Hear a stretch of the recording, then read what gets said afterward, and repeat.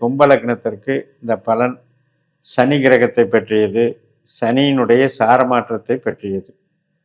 நம்ம லக்னத்துக்கு 2ஆம் வீட்டில் மீனராசியில் சனி கிரகம் தன்னுடைய சொந்த நட்சத்திரமான உத்திரட்டாதியில் பயணிக்கிறார்.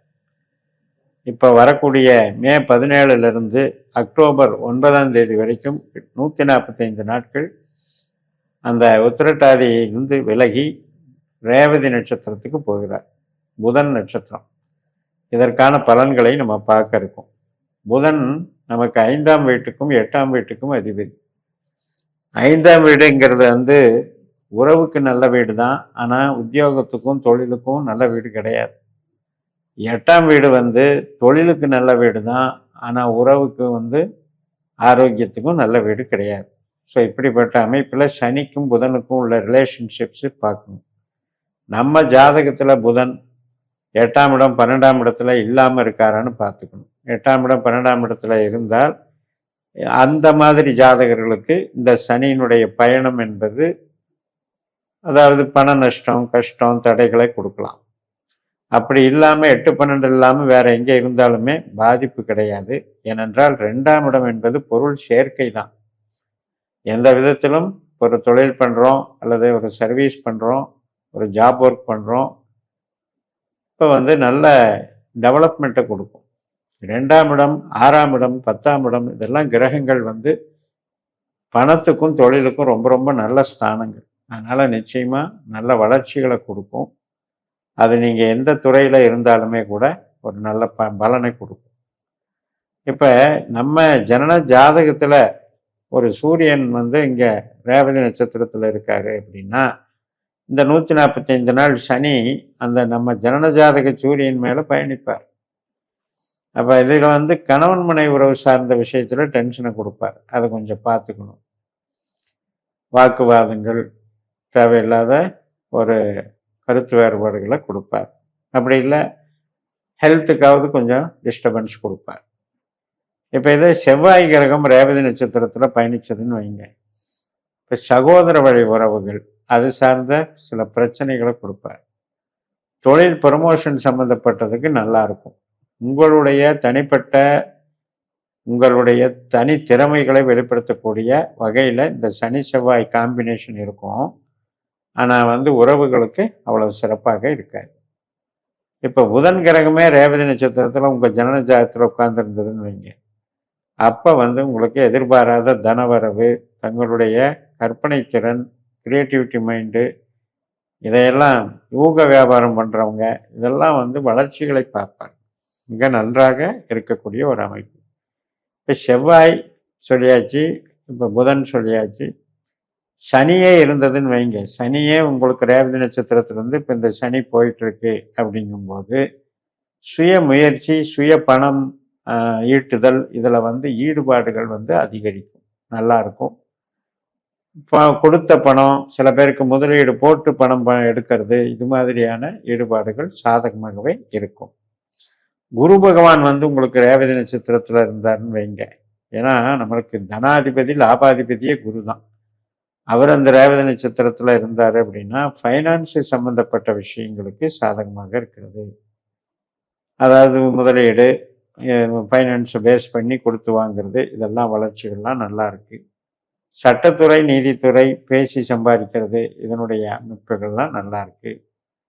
அது மாதிரி காலேஜ், இன்ஸ்டியூஷன் நடத்துறது, இது சம்மந்தப்பட்ட விஷயங்களுக்கெல்லாம் நல்லா இருக்கு. இப்போ உங்களுக்கு படிப்பு சார்ந்தது ஏதாவது புதுசாக படிக்கணும் அப்படின்னாலும் அதுக்கு சாதகமாக இருக்கிறது. குழந்தைகள் வழி ஆதாயம்னு எடுத்துக்கலாம். குழந்தைகள் பெருமைப்படுறது, குழந்தைகள் ஒரு நல்ல பொசிஷனுக்கு வர்றது, இதுக்கெல்லாம் ரொம்ப ரொம்ப சாதகமாக இருக்கிறது. இந்த வகையில் சனியினுடைய நட்சத்திரத்தில் ரேவதியிலிருந்து சனியின் மேலே போகிறாரு அப்படின்னா ஈடுபாடு நல்லா இருக்கும். நம்மளுடைய ஏர்னிங் கெப்பாசிட்டி நல்லா இருக்கும். சுக்கிரன் ரேவதி நட்சத்திரத்தில் இருந்து இந்த சனி அந்த சுக்கிரன் மேலே போகிறதுனால என்ன ஆகும் அப்படின்னா, பூர்வீக சம்மந்தப்பட்ட விஷயங்கள் சார்ந்த சொத்துகள் கிடைக்கிறது, திடீர் ஒரு வாய்ப்புகள் கிடைக்கிறது, வீடு வாசல் மூலமாக ஒரு வருமானம் கிடைக்கிறது, இடம் சார்ந்த நன்மைகளை கிடைக்கிறது, வாகன தொழில் பண்ணுறவங்க மற்றும் ஹாஸ்பிட்டாலிட்டி பண்ணுறவங்க இதெல்லாம் கவர்ச்சிகரமான அனைத்து விதமான தொழில்கள் மூலமாக நமக்கு தனலாபங்கள் பெருகக்கூடிய ஒரு அமைப்பு இருக்கு. அதே மாதிரி உங்களுக்கு ராகுவோ கேதுவோ இருந்தாலும் பிரம்மாண்டமாக வளர்ச்சி.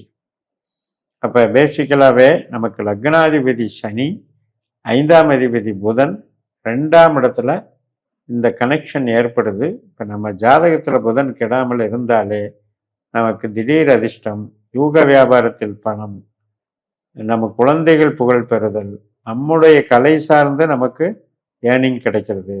இப்போ நிறைய கலை தொழில்கள் இருக்கிறது.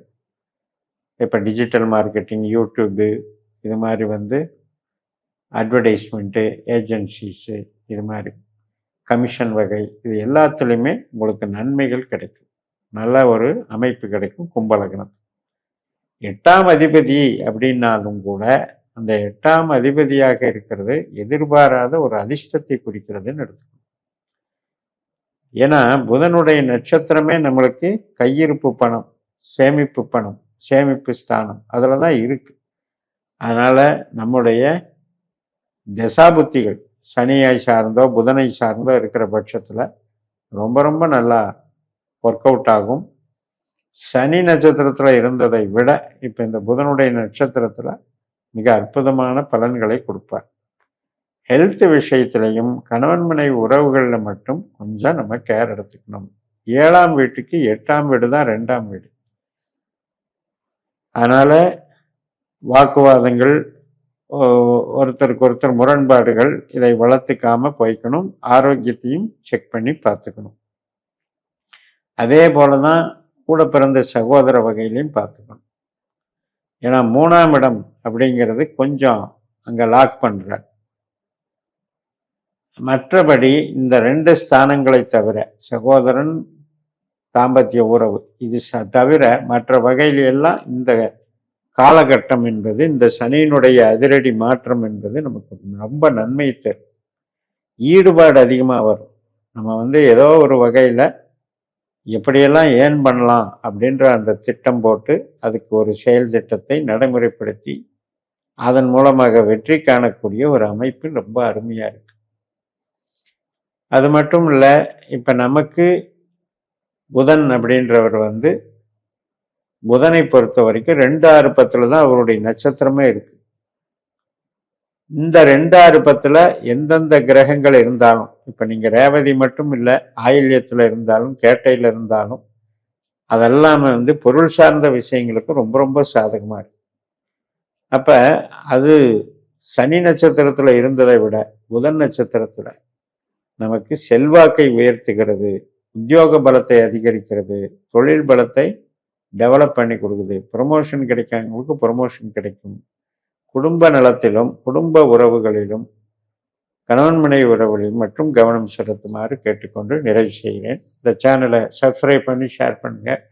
உங்கள் தனிப்பட்ட ஜாதக பலாபலன்களை என்னுடைய வாட்ஸ்அப் நம்பரில் தொடர்பு கொண்டு பலன் பெறுங்கள். உங்களிடமிருந்து விடைபெறுகிறேன். உங்கள் JMS. நன்றி, வணக்கம்.